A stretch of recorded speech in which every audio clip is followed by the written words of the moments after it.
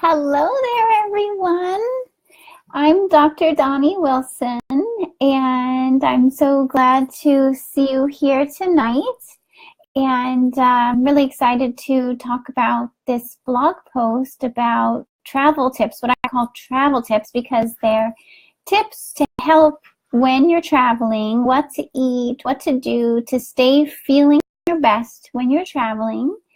And I hope you guys, if you're able to join in, please put like or put a little comment so I know you're there.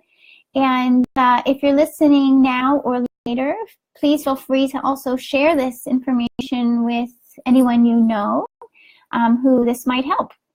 So let's dive in. I'm going to be talking about this blog post. Let me put a link for you. Of course, maybe some of you saw it already. Let's see if it'll link it in there for us. Okay, there we go. This is a blog post that I call it IBS and leaky gut because for many people, it's that they've been maybe diagnosed with IBS or irritable bowel syndrome, or maybe you just kind of know. Maybe sometimes you just know that your digestion is sensitive. Maybe you're more likely to get gas or bloating or diarrhea or constipation, especially when traveling, right? So it's of course right when we're away from our usual foods and our usual routine that if we have a sensitive digestion, it's most likely to go off track. I'm one of those people, by the way. I definitely have a more sensitive digestion.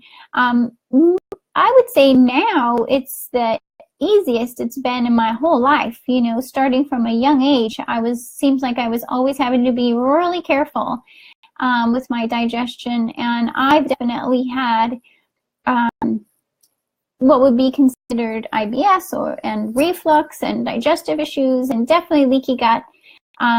And what I share, the information I have to share with you is really what I learned from helping my body, helping my digestion, healing leaky gut, and helping thousands of patients to do the same over the last 18 years. So I'm really excited to share this information with you guys, and I always love to talk about leaky gut because I think it's such an important topic. Luckily, there's more and more information about leaky gut out there, but it's still, I think not well enough known. In the medical literature, like in the studies, it's referred to as intestinal permeability. And intestinal permeability actually kind of gives you a better sense of what leaky gut is.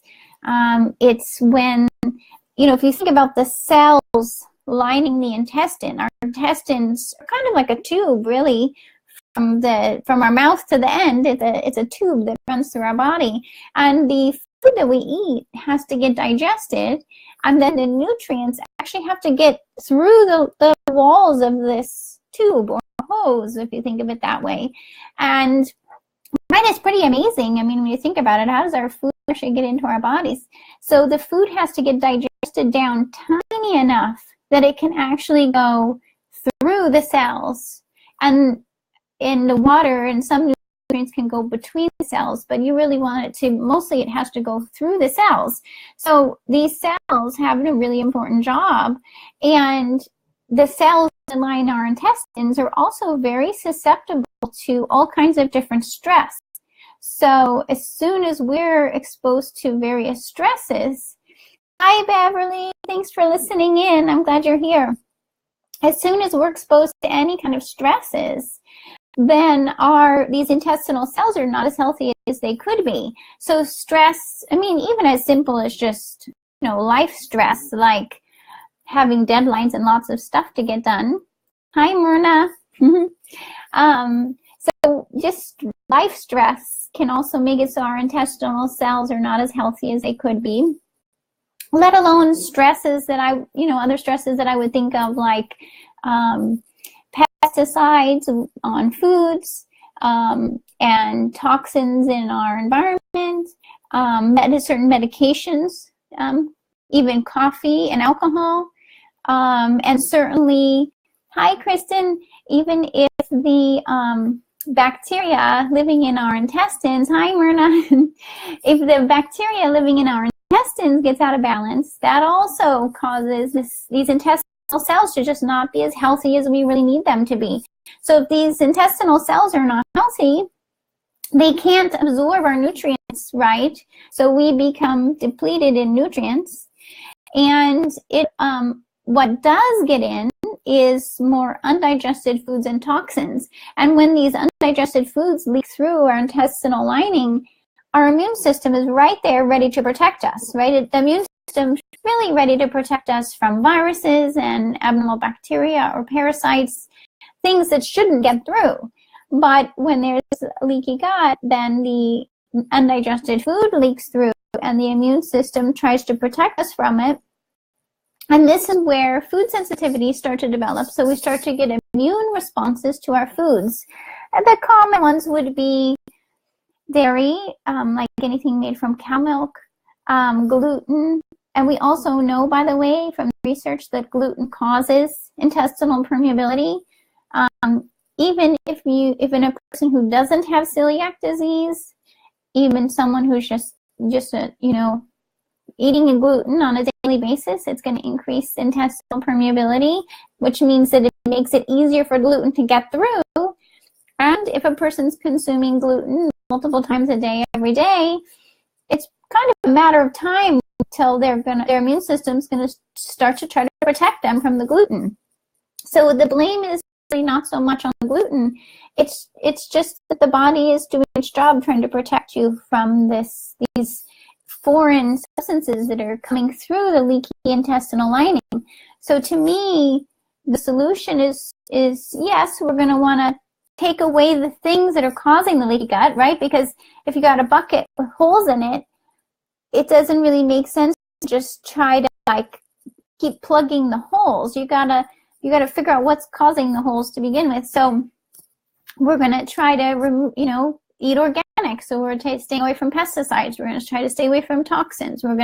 If there's an imbalance of bacteria, we got to get them back to balance. If gluten is causing leaky gut, we got to avoid the gluten. So we got to first remove the things, get them out of your way so that your intestines have a chance to heal. Because this is the cool thing. Our bodies grow new intestinal cells all the time, every day.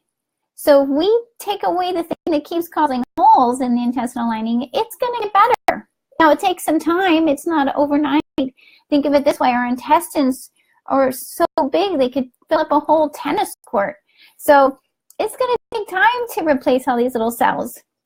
So you got to give it some time, but we take away the things that are causing the leaky gut, and then we can add in the things that help the intestinal cells recover, like glutamine, for example, is a nutrient that those intestinal cells, they just love glutamine. So, and our bodies get depleted of glutamine when we're stressed. So, of course, we need some glutamine. When we've been stressed, we need some glutamine to help these intestinal cells recover. And it also helps to put in some digestive enzymes because, again, if the food is better digested, it's not going to trigger the immune system. It's not going to perpetuate the leaky gut. And, to some degree, we're going to use some probiotics. We got to make sure it's the right probiotic for you, depending on what's happening with the imbalance of bacteria. And if you have a histamine reaction, we're going to need to be really careful. So in this article, I also talk about a couple things I wanted to mention. One is the histamine intolerance. And I'll post an article about histamine intolerance in case you would like to read more about that. What happens is once leaky gut is happening and the immune system is on guard for you, trying to protect you from whatever's coming through, histamine can also start to get more triggered. And histamine, we think of histamine like with allergies, like sneezing and runny nose, but histamine can also cause hives and other kinds of rashes and headaches. And so if you find that you eat certain foods that are more likely to trigger histamine, and then you end up, say, with reflux or a headache or a rash, you might be experiencing some histamine triggers. Those foods would be things like, classic would be like wine any alcohol and vinegar. Fermented foods in general can trigger histamine. So can certain fruits, especially citrus fruits and strawberries. Tomatoes also can trigger histamine. Sometimes nuts, for some people, nuts trigger histamine. And there's a few others. So you want to be careful. Even gluten and dairy can increase histamine triggers. So we're kind of back to that same, because gluten and dairy are very common food sensitivities. Gluten and dairy also get caught up in the histamine thing. Avoiding gluten and dairy is a good place to start for healing your gut. But if you're getting histamine triggers, you might need to pay attention to these other histamine foods. And you're going to need to look at your probiotic, because certain lactobacillus, especially Lactobacillus casei, for example, can trigger histamine. And so if you're still finding you're getting histamine triggers and you're taking a probiotic that has Lactobacillus casei in it or other types of lactobacillus, you might need to actually back off of your probiotic for a little while. Figure out, you need to do a stool test, figure out what's going on with your bacteria and your digestion, get them back on track. And we use different kinds of probiotics. There's probiotics that don't have the lactobacillus, probiotics that have, oh, thank you, Myrna. Yes, histamine can make you feel itchy. Yes, I hear you. It does. It makes you feel itchy. And everybody's a little unique. It's not the same for everyone. So it's good that you kind of notice, hey, what happens when you get a histamine trigger? So then you know, okay, which food do I need to avoid? For some people, by the way, if food has been sitting out, or say it's a leftover from the day before, sometimes just food that's been around a little too long, or like aged meats, like salamis and things, or jerky, sometimes that can trigger histamine too. So I'll post a link so it has the list of foods in there so you can have it. And really the solution is, for now, you're going to need to be really careful with those food triggers while you work on healing the leaky gut and figuring out which probiotic we can use. I have one in this blog post, in this travel blog post. I mentioned a probiotic called Prescripticist that is an example of a probiotic that does not trigger histamine. And there's a few other examples as well, but I wanted to just give you one in this article. So the other thing to mention is SIBO. I'm not sure how many of you, well, I know a couple of you who are listening in know what SIBO is, but others of you may not know, may not have heard of SIBO. SIBO, which is small intestinal bacterial overgrowth. Basically, we've got these good bacteria living all over our body, including in our intestines. Mostly when we think of probiotics, we're really thinking of the bacteria in the large intestine. There are some bacteria that live in the small intestine too, but what can happen with SIBO is basically too much good bacteria. If you can imagine, right? Like, here we are trying so hard to have enough good bacteria, but there is such a thing as too much bacteria, too much good bacteria in the small intestine. And what can happen with that situation is the bacteria are basically fermenting or eating up the food that you're eating and making gases. So it causes you to feel really gassy and bloated, usually up high, kind of higher up in your digestion, and maybe you get even burping because the gas comes up.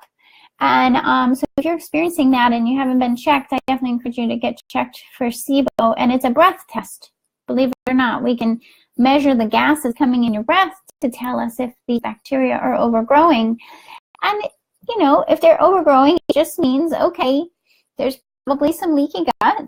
Probably the digestion's not been moving smoothly, and the food's probably not been getting digested well, leaving it for these bacteria to enjoy. So they're just having a party. They're loving living in there. So we need to work on changing the environment. We got to get your food better digested. We got to make sure that your bowels are moving regularly. We can get rid of some of those overgrowing bacteria using herbs, you know. So the standard approach is using antibiotics, which sometimes is necessary, but I'm usually coming from the perspective of, hey, let's handle this with herbs, because the research has shown that the herbs are effective, and I find clinically that the herbs are effective because the herbs can be, there's several herbs, including oregano and neem and berberine and cinnamon and others that we choose based on your case, even garlic. can kill the overgrowing bacteria. And we do a protocol to make sure that it's effective. So you can get rid of the overgrowing bacteria, get your leaky gut healing, and get this behind you. I know it can feel like, oh my gosh, when am I ever going to just be able to eat and travel without having to worry about my digestion, right? I mean, believe me, I've been there. I was like, is it even worth going on a trip to travel somewhere when I have to make so many modifications? And my family members will be like, Doni, come on, can't you just eat this with us? And I, like, still, I'm very careful, but I don't have to be as careful as I used to. In fact, it was a little nervous, but I was very excited to go visit my sister in India, because so many people I know and patients I see who travel to India and come back with more digestive issues. And so I was like, okay, I've got to really think this through and make sure that that I enjoy my trip and not end up not feeling well. So it really inspired. And my sister actually helped, as I was talking this through with her, she helped to think through what would be my travel tips. And so in the blog post, you'll see those, and we're going to talk them through right now. And I also, by the way, made a little graphic with these travel tips. So if that's something that if you're the kind of person where you like to have a little graphic and maybe print it or put it somewhere so you can remind yourself later when you're going on a trip, you can have these travel tips. So I'll give you a link where you can get that. But for now, let's talk them through. So my sister, this is her idea, said make it work with the word travel so people can remember, right? So I thought that was really fun and cute. So here we go. So T is to take food with you. So whenever I'm traveling, I definitely bring, oh my gosh, probably, like, I have basically, when I go on the airplane, I have a whole carry-on that's just extra food. Plus, let alone all the food I put in my other suitcase. And so, the trick is finding foods that you can travel with that, are still fitting with the diet that we've just been talking about, needing to, avoid certain foods, histamine triggers, and needing also, say, if you do have SIBO, you need to be even more careful with sugars. With IBS in general, you want to be careful with sugars and starches. So being able to choose foods where you can still get your protein, still get your healthy fats, still get some, healthy vegetables and some fruits, but do that without, hitting. Actually, it was yesterday, I was talking to a patient and she said, how am I going to do this? How do I handle the histamine and the SIBO and how do I handle everything at once? And she travels a lot. So we came up with this idea. I have to still get it in, I got to read it and get it written down. But we came up with this idea of thinking of it of circles. Like, say if you first start with your inner circle, your tightest circle is your safest foods, right? So if you were to write it down on a piece of paper, make a circle and put, here's my safest foods, the things that you can eat that aren't going to make you feel worse. And that could be based on the histamine triggers and the food sensitivities and the needing to avoid sugar and whatever else you need to avoid. Put, okay, here's my safest foods.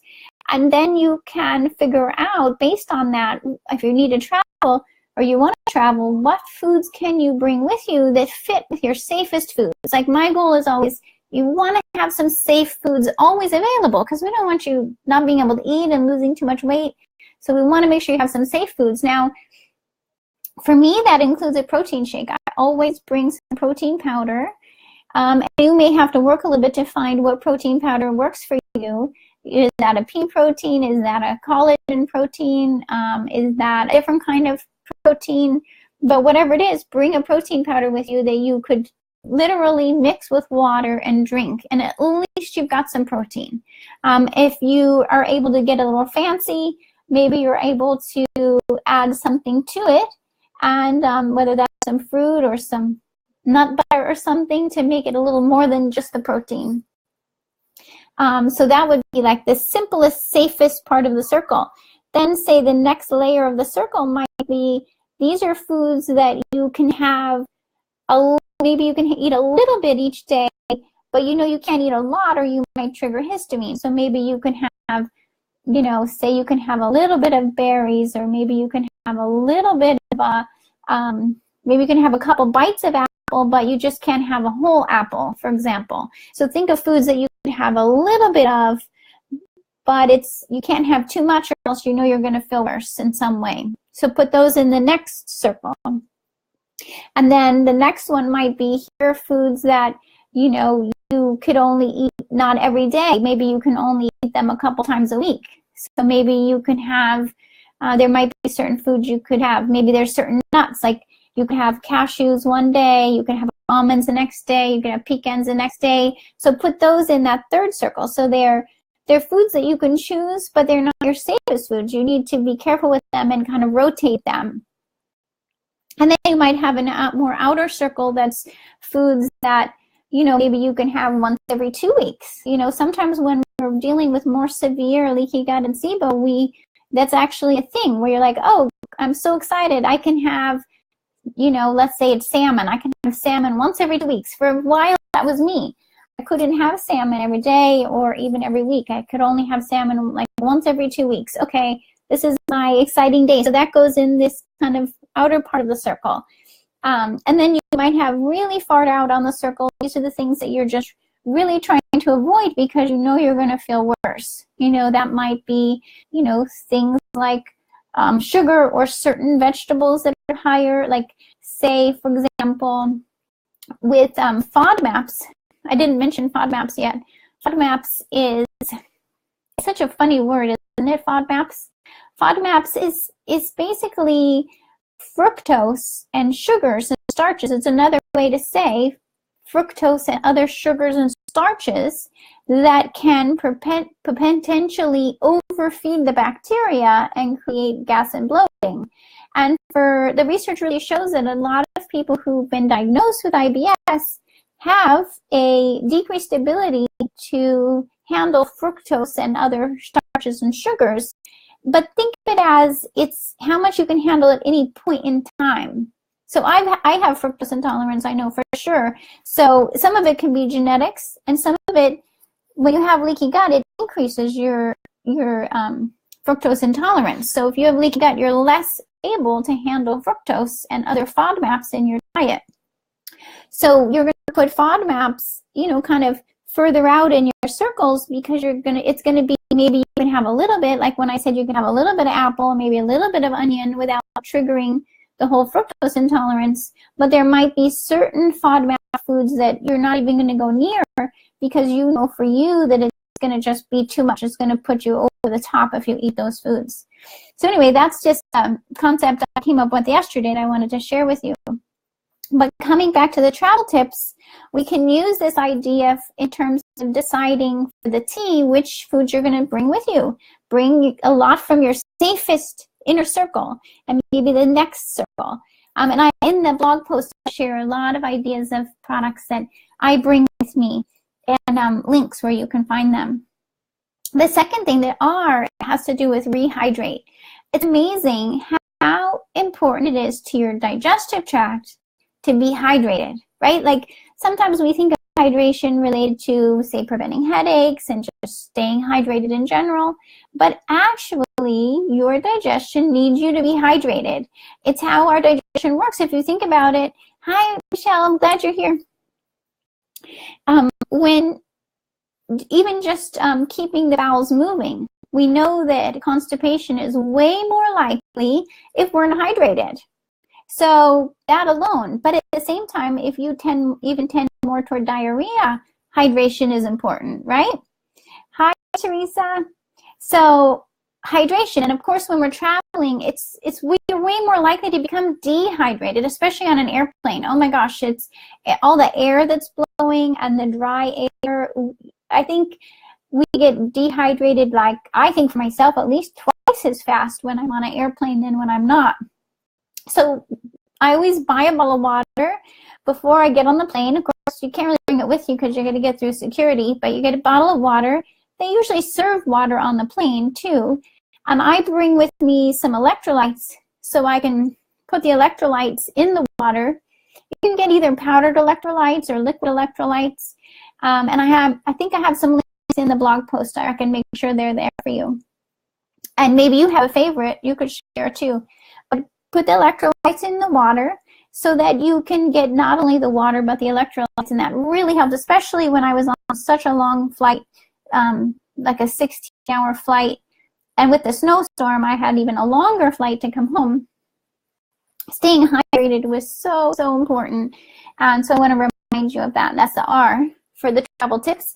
A is awareness. And this really, comes back to some of what we've been talking about. I would say it's about awareness about your body. We're all individuals. Even any of these tips, you really need to individualize it for you. So you'll start to learn. How much of a FODMAP can you have before you start to feel your digestive symptoms? Awareness about the histamine triggers we've been talking about. Awareness just for, what's going on around you and what your travel plans are going to be. So just really, reminding you that awareness about your body and about your body's needs and your body's limitations is an important travel tip. Sometimes we kind of expect too much of ourselves, I think. We think, oh, I should be able to do this, or we get hard on ourselves, and it's really not about that. It's more, how can you be aware of yourself and take care of yourself? And also be aware of, smart choices with foods. Oh my gosh, I've been very, very sick sometimes traveling when I think I wasn't being as careful as I could have been, eating, say, foods that should have been refrigerated and weren't. And then I ended up very sick. So using that awareness in your environment to help you make choices about foods too. So the V in travel has to do with your vitamins and other supplements to bring with you. So I know sometimes it's like, oh my gosh, I only have so much room in my suitcase. But to me, oh my gosh, it's prime real estate in my suitcase to make sure that there's room for my food and my supplements. That might mean I have to leave something else at home, or I might have to bring extra luggage to make sure I have those with me, because it's so important. It's not worth it to me to not feel well. So I'm going to make sure that I have digestive enzymes with me and take those digestive enzymes. Again, the digestive enzymes help make sure your food is digested. It's not going to prevent your body from doing its work. It's just going to help your body out, especially if you might be eating foods that you're not sure, 100%, is this food gluten-free? Is it dairy-free? Might I react to it? Better to take I would even just take some pancreatic enzymes. Make sure it gets digested. That's going to prevent a lot of reactions. I would also bring, some, if you're working on healing leaky gut, bring your leaky gut healing products with you. And bring your probiotics. Once you kind of know, here's the right probiotic for me that's not going to trigger histamine, that's going to help me manage any imbalance of bacteria.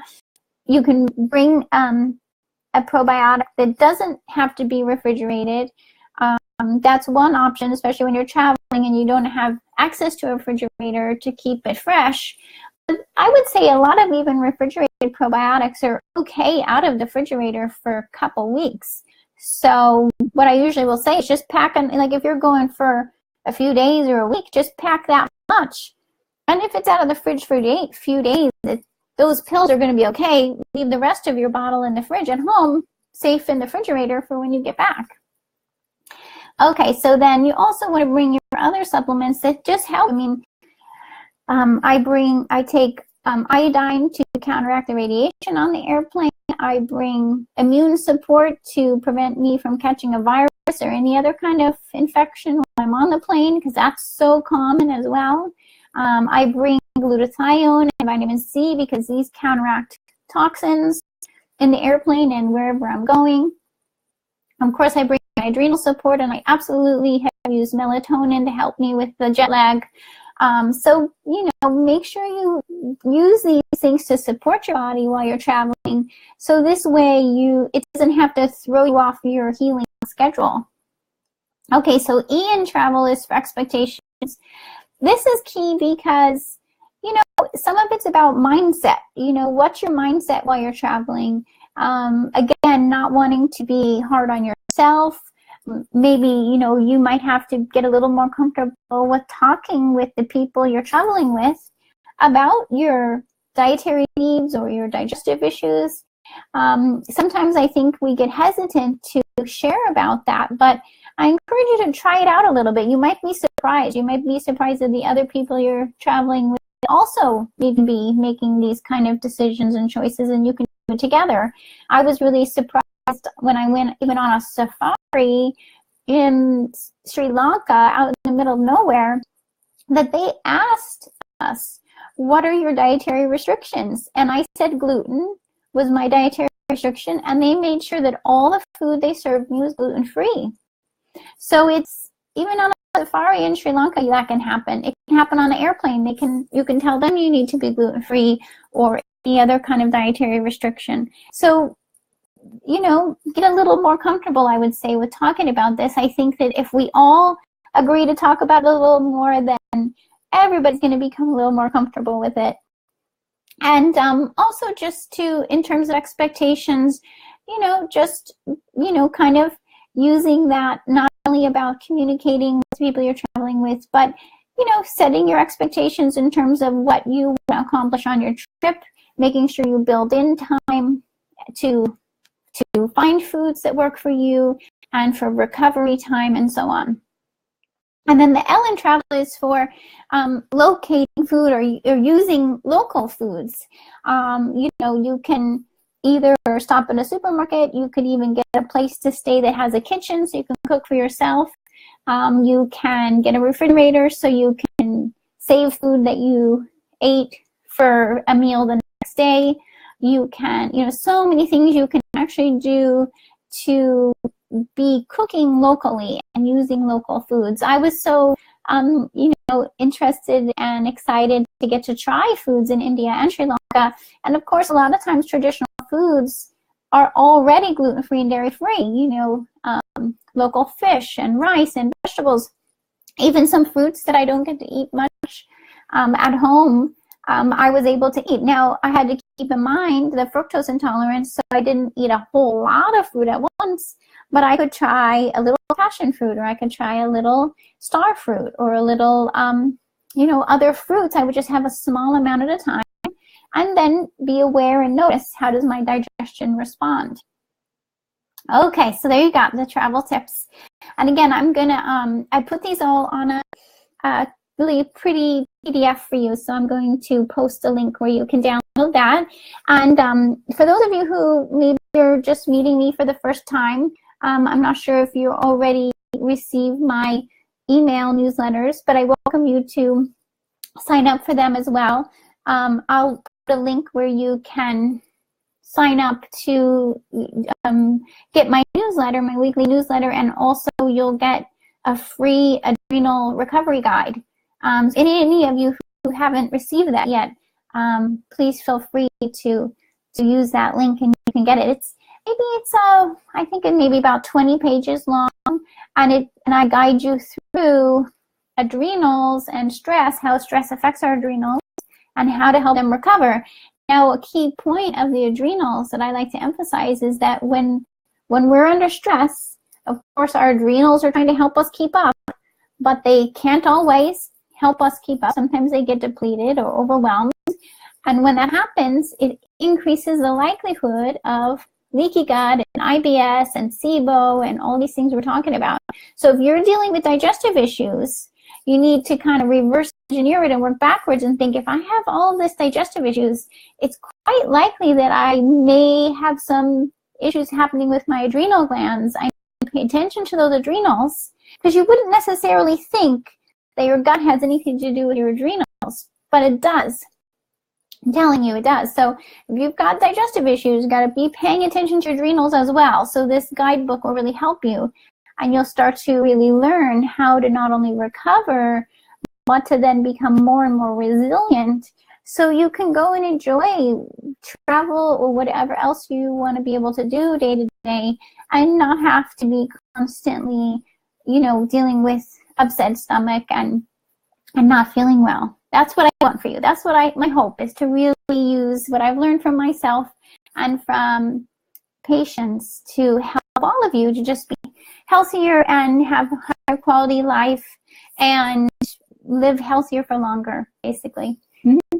So anyway, so I'm so glad you guys are here, and I really appreciate it. Please, share this information if you think it would be helpful to someone you know. And be sure to also turn on notifications if you haven't already, so that when I do a Facebook Live again, I try to do them at least every week or maybe every other week. I'll try to give you a heads up. It's usually on Thursday evening like this. But turn on the notifications and you'll know when I'm live. And again, I'm so happy you're here. Any other questions you guys post, if you think of something, I'll watch for them and I'll reply for you.